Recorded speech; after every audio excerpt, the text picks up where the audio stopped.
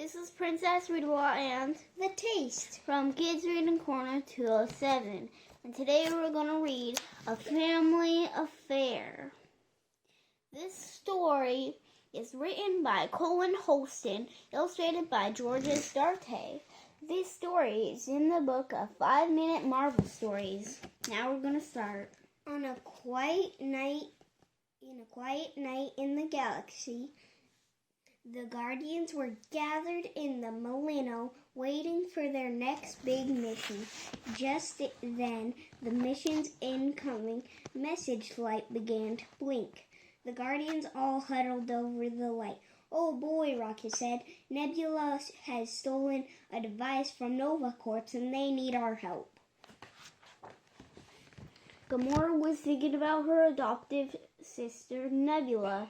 She couldn't help but think about her history and the sibling rivalry they started early in their lives. As young girls, Gamora and Nebula had been taken by the most feared supervillain in the universe, Thanos. Thanos had been a harsh parent to Gamora and Nebula.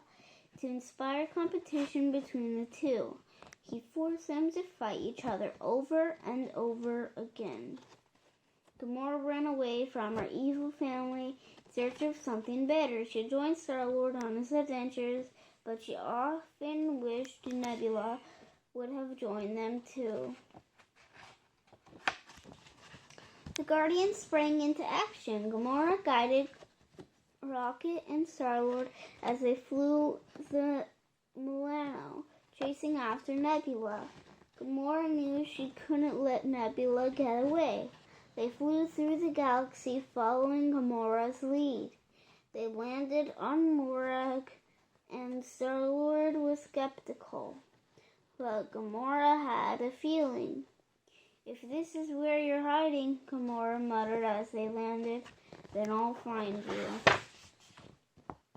She caught Nebula stealing in the past and had learned that she was wired into a whole underground network for black market goods. Linked by the subterranean tunnels of Morag. Gamora ran ahead of the rest of the Guardians. She navigated the streets until she spotted an old wooden door with strange markings attached to it. She designed a creaky staircase into the darkness below. Soon Gamora heard a low voice in the distance. Up ahead she saw a shaft of light where the tunnel ended, leading into a large room. She slowly creeped toward the entrance. "Is someone there?" Nebula's voice rang out. "Why don't you quit sulking in the shadows and reveal yourself?" "Busted." Gamora entered the room to find Nebula standing in a corner holding a strange-looking device. It was round and covered with dials and buttons. Gamora thought it must be some kind of weapon. "Ah, Gamora," Nebula said. "What a very unpleasant surprise." Gamora rolled her eyes. "Time's up, sister of mine," she snarled as she lunged at Nebula. But Nebula pressed a button on the device she was holding and Gamora froze. In horror, Gamora watched her arm lower itself and drop her sword.